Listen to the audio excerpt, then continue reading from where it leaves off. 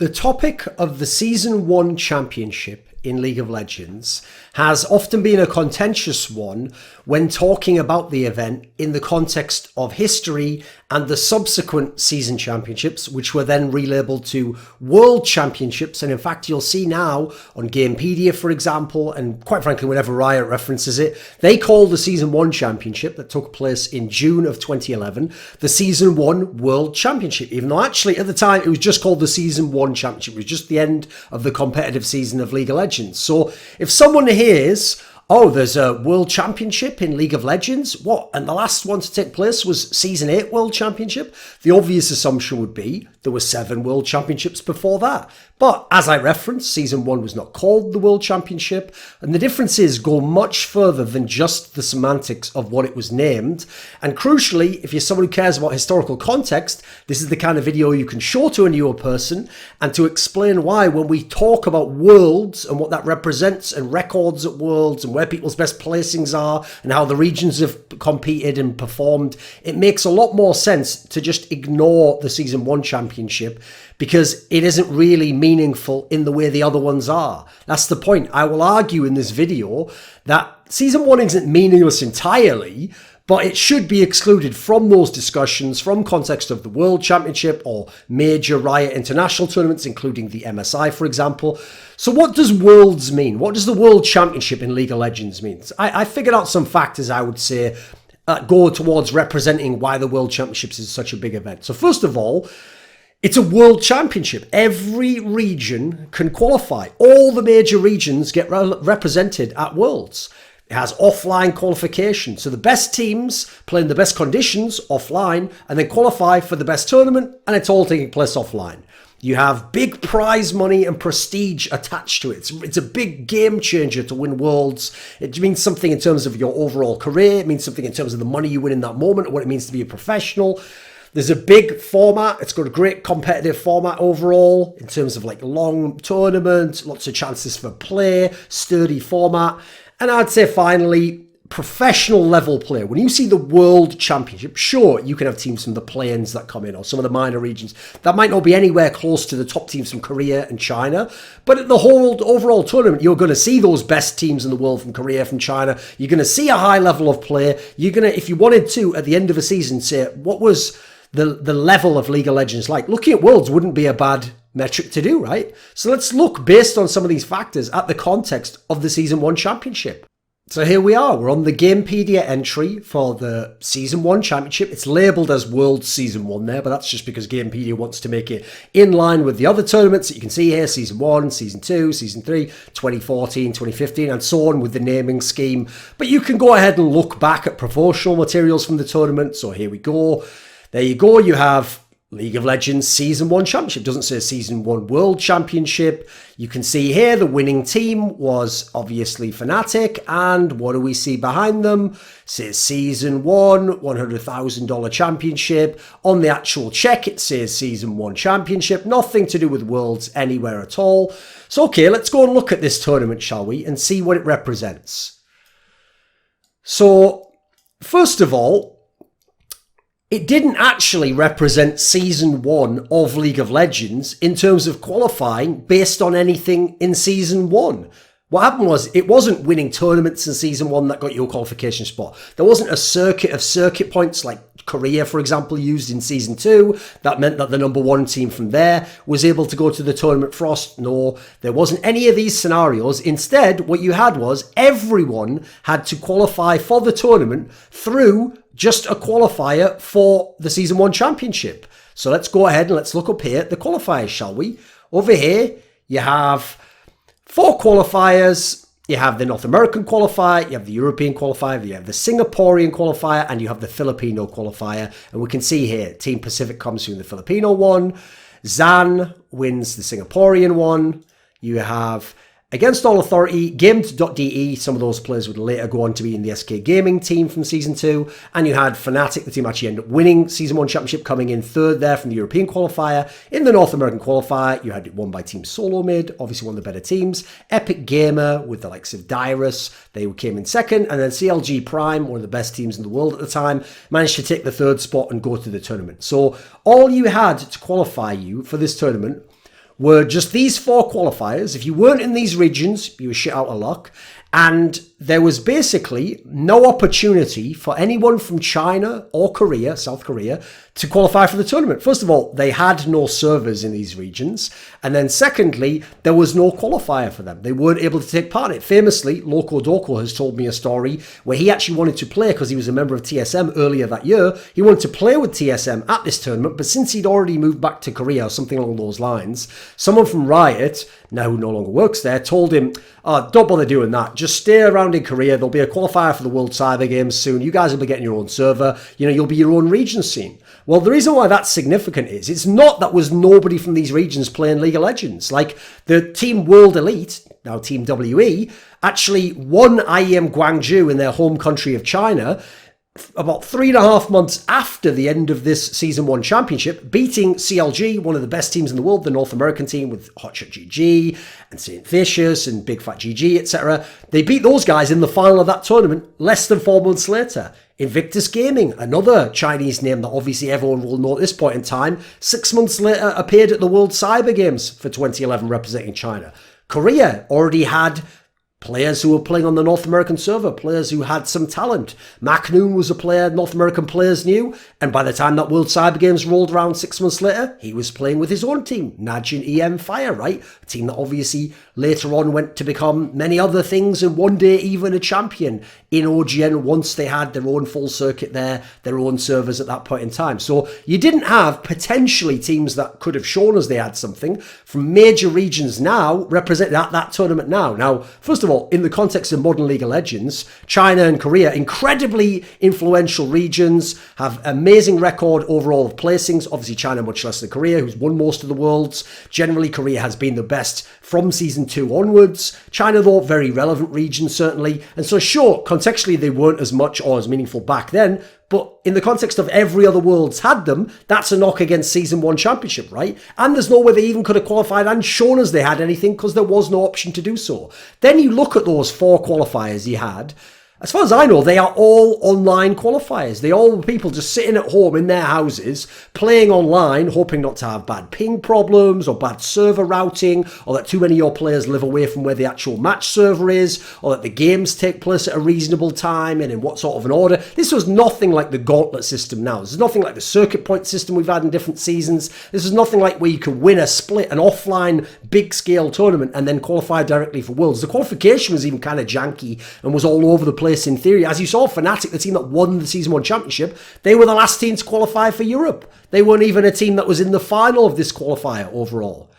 Then you go and you look at the prize money for this tournament. So, okay, let's have a look here. First place, $50,000. Second place, $25,000. Third place, $10,000. Total prize money for the whole event, $99,500. Now, the reason why that is significant is because this is not a monster event that dominates the calendar in the way every single World Championship has from Season 2 onwards. This was, yes, one of the biggest events in the calendar. Winning a normal IEM might have gotten you, let's say, I think it was something like $10,000, $15,000. I think winning the IEM World Championship, like IEM Circuit World Championship, was... we can double check actually, but I think it was something like maybe 25,000, maybe 40,000. Actually, let's have a look. Maybe it was 50,000. Let's double check, shall we? So we'll go to Fnatic's page here and we'll have a quick look at that. IM6 World Championship. What did that win you? Oh no, 50,000. So actually there was a tournament literally, how many months later is this? This just put place in March. So about 9 months later, there was a tournament with equal prize money to Riot's World Championship. It was the IEM 6 World Championship. So again, not a tournament that dominated the calendar. There were events every month. If you go around this period in 2011 with the IEMs starting afterwards, prize money's not that crazy anyway. And then you put it in the context of later seasons. So first place at Season 1 Championship is $50,000. First place at Season 2 World Championship, I'll go and show you very quickly. Oh, it's only a cool $1 million. Then add in, so let's look at the context of what those results meant. So coming first at the Season 1 Championship, got you $50,000, that's what Fnatic got.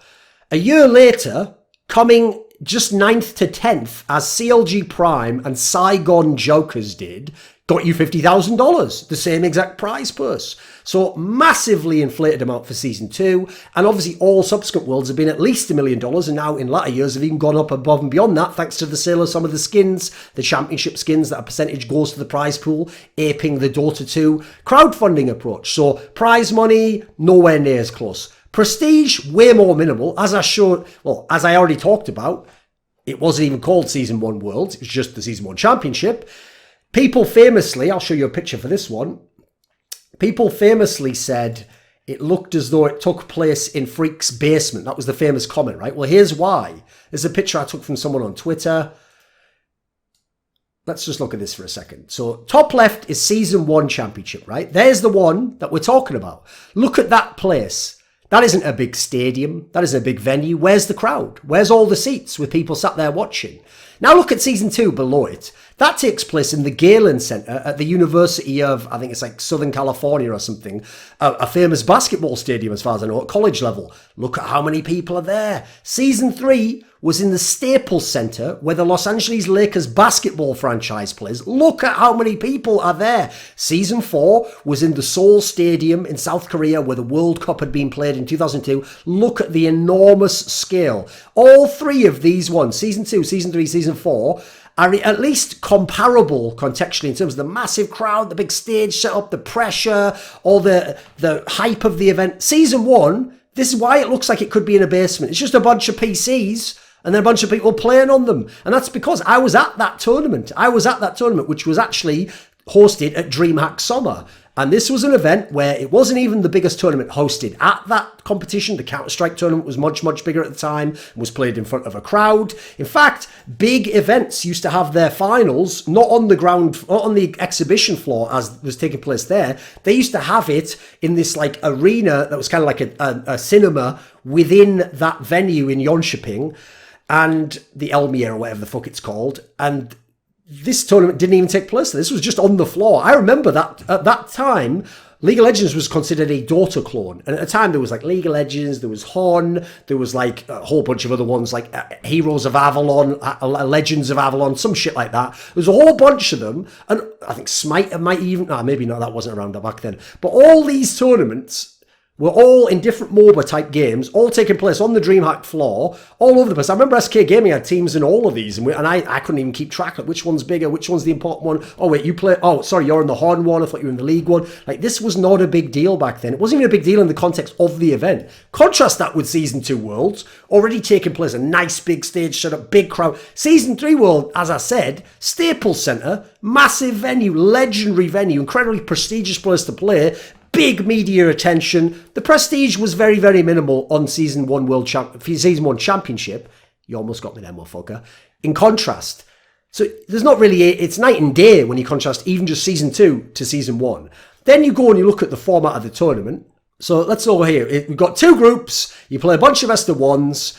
The top team from each group skips straight to an upper bracket semi-final.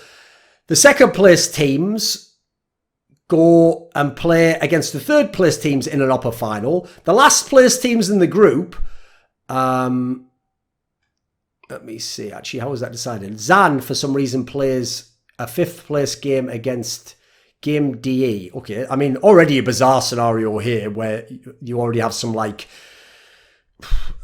bizarre element of how the format works. But anyway, you can see, you basically have what from this point onwards is a double elim tournament once you get to the last, like, whatever it is, the last X amount of teams. And it's best of threes, not best of fives. You didn't have that developed at this point in time. It had a double elim component, which, you know what, I'll give fair play to. You could actually argue that's better than some of the later worlds. But best of threes are not best of fives, which is what have been significant. Even Season 2 Worlds, actually, once you got to the final, had a best of five, and that had best of threes before that. Season 3 Worlds had semis in the final were a best of five. Season 4 Worlds, every playoff round is a best of five. You can see as the tournaments go on, they get a better and better, more sturdy format overall.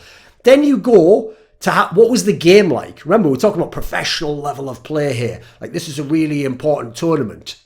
Well, I can tell you, This was one of the first events to ever feature what is now the dominant meta for many years in League of Legends of an AD carry and a support in the bot lane. Otherwise, you would just sometimes only play an AD carry there. Sometimes you could even play an AP champion down there. That meta only really came into existence around this tournament. So it was completely different League of Legends being played back then. Teams, quite frankly, had had very little offline inter-regional play between all the best teams. There'd been the occasional tournament, a lot of them online as well. Quite frankly, most teams were not professional in the context that they even were from Season 2 onwards, living in team houses, being paid proper salaries, practicing regular hours, practicing against proper teams in their regions, attending the tournament circuit. This was still in the very early days of even having a proper circuit for League of Legends, a game that no one even knew if it'd fully take off yet, probably why they didn't name it the World Championship and have the ambition, the forte to see where the game would go. So if you want to talk about this distinction as to why I'm not letting Season 1 Championship be like Season 2 World Championships and the other one, the other 7 that have ever been played.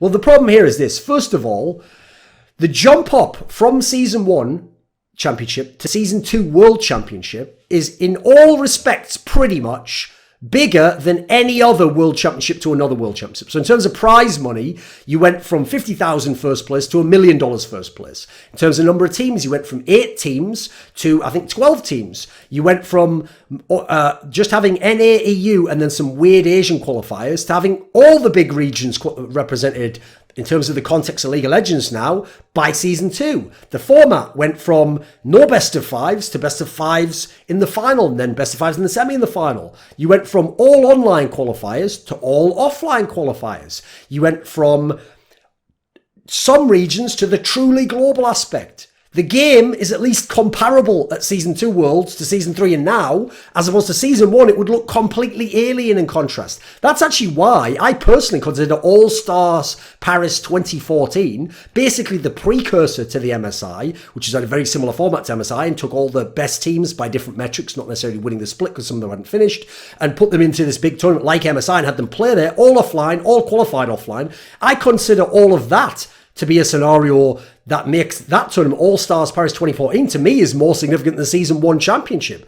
Now, the Season 1 Championship does count for something. If you want to talk about it as just a tournament or in the context of its era, what it meant, sure. But to me, it is not only pointless, it's actually harmful to include it in the context of the other worlds when we're talking about worlds. Like, it throws off the NA and E records way too much because there wasn't China and there wasn't Korea to compete against, but there have been in every other world, so that makes the records a bit unreasonable, quite frankly. Like, is it fair to say, haha, China, you had never won Worlds prior to Season 8, but EU had?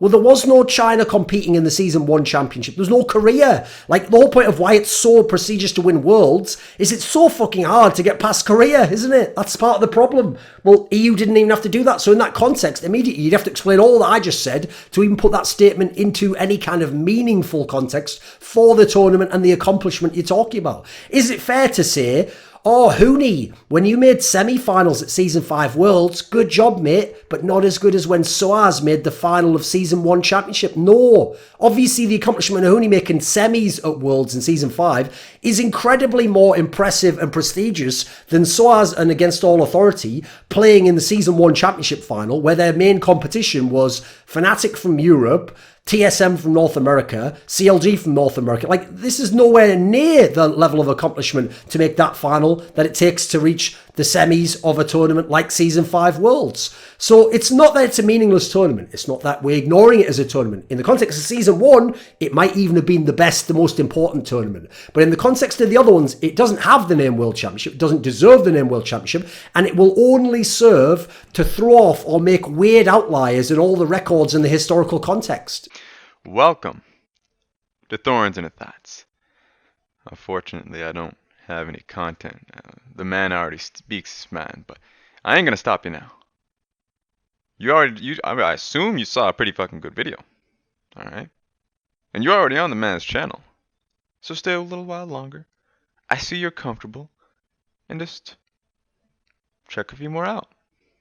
This video was kindly supported by Dean Tanglis, Butt Pounder 420, Andreas Snazore Westerlund, Wendelful, Chi Mao, JDubs, Alexander Rao, Blunt Smoking Anus Destroyer, Daniel, Olivar, NateDOhDoubleG, OllieJ, Tobias Bernasconi, and a special thanks go out to Jerky's Minion and weixz.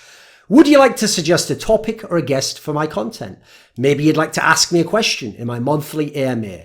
Do you want teasers for my upcoming content? See who the guests are. Maybe you'd like to take part in a donator discussion with me on video. Well, put your money where your mouth is and join the Scrilluminati today at link in the description box below.